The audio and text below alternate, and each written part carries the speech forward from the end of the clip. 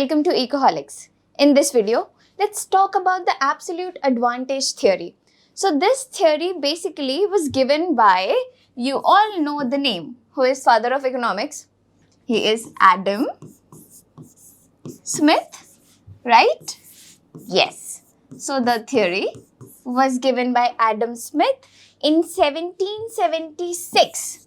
और 1776 में एक और बहुत इम्पोर्टेंट बुक भी आई थी एडम स्मिथ की, जिसमें ये थियोरी आई थी, और आप लोग सबको पता है वो बुक का नाम क्या है, वेल्थ ऑफ नेशंस. ठीक है. So the theory was given by Adam Smith in the year 1776 in his book The Wealth of Nations. 3 things you need to remember. अब ये थियोरी के थोड़ा सा बैकग्राउंड को समझते हैं कि ये थियोरी के पहले क्या होता था. Mercantilism theory, you all know, we have made a very brilliant video. You can click on the I button and check that video out.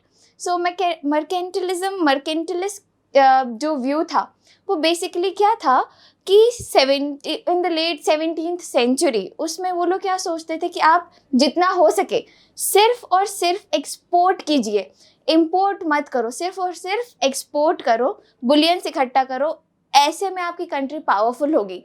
लेकिन इसमें सिर्फ एक्सपोर्ट करने से क्या होता था, दूसरी कंट्री को लॉस होता था. ठीक है, क्योंकि वो तो इम्पोर्टिंग, मतलब वो तो गुड्स ले रही है ना, उससे तो कोई एक्सपोर्ट कर नहीं रहा था.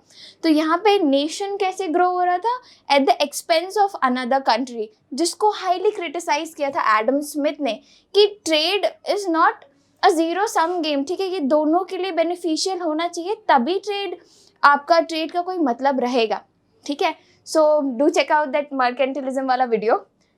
Let's come to this theory. तो अब ये थ्योरी क्या कहती है.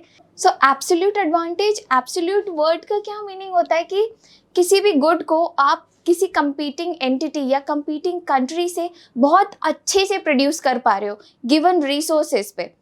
Let's take small example. ठीक है, अब हम यहाँ पे लेते हैं कि 2 घंटे में आई कैन कुक पूरा डिनर. ठीक है. Whereas I have a friend of mine, वो 2 घंटे में she cannot cook dinner, मतलब she can cook half only, मतलब हाफ डिनर ही बना पा रही है. ठीक है. लेकिन ठीक है, 2 घंटे में I can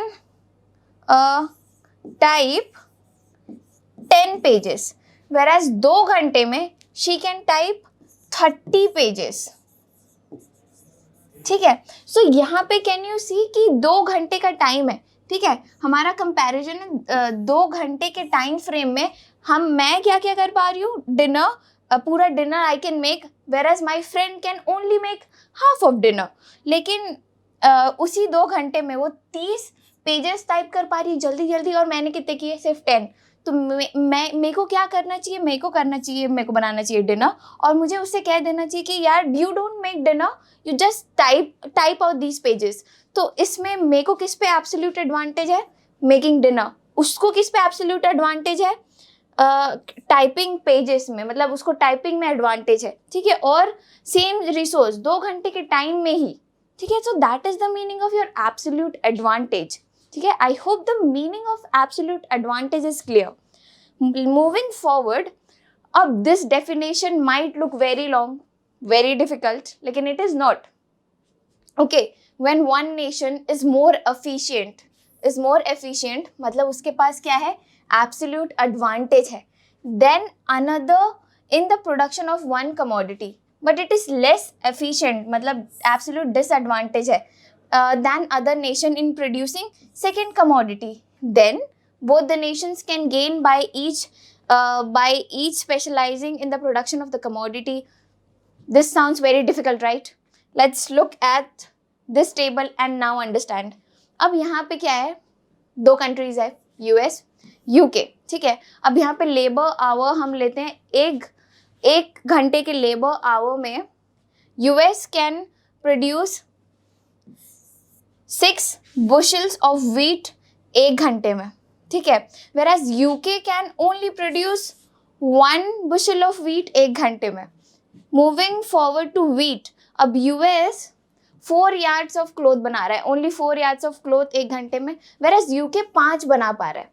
ठीक है, तो यहाँ पे एब्सोल्यूट एडवांटेज यूएस को क्या बनाने में है, एब्सोल्यूट एडवांटेज है यूएस को क्या बनाने में, व्हीट बनाने में, और यूके को किस में है, क्लॉथ्स बनाने में। सो 1 घंटे के टाइम फ्रेम में तो यूएस को क्या एक्सपोर्ट करना चाहिए, यूएस को एक्सपोर्ट करना चाहिए व्हीट, और यूके को क्या एक्सपोर्ट करना चाहिए, क्लॉथ।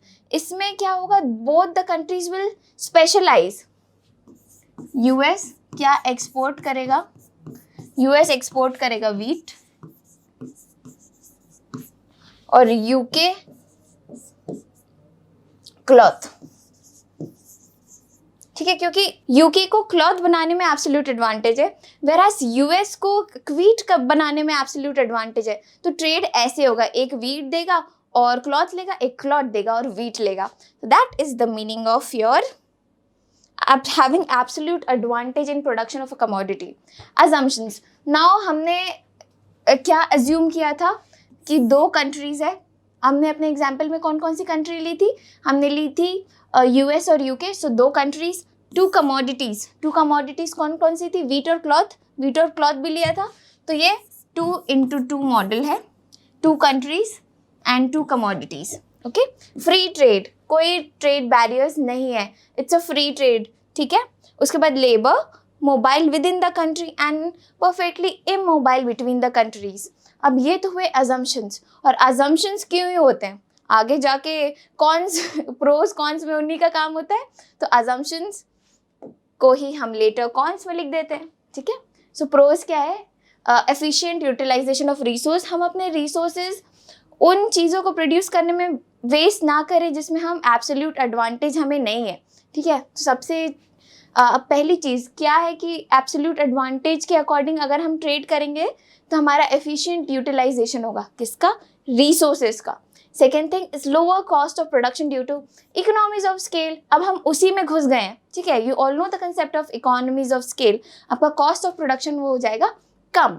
उसके बाद countries will gain specialisation. You all know, एक ही चीज़ को आप बार बार करोगे तो आप एकदम सॉलिड हो जाओगे उसमें। Likewise you will be specialized in the production of that commodity. That is the meaning of your pros. उसके बाद coming to the cons, this theory considered bilateral trade, कि 2 countries के बीच में trade हो रहा है, लेकिन actually multilateral trade होता है ना, it is between many different countries. Okay, only 2 commodities assume किया, लेकिन trade सिर्फ 2 commodities में होती है क्या, no. बस इग्नोर प्रोटेक्शनिस्ट मेजर्स, टैरिफ्स और कोटास तो लगते ही हैं, उसको भी इग्नोर किया हमने।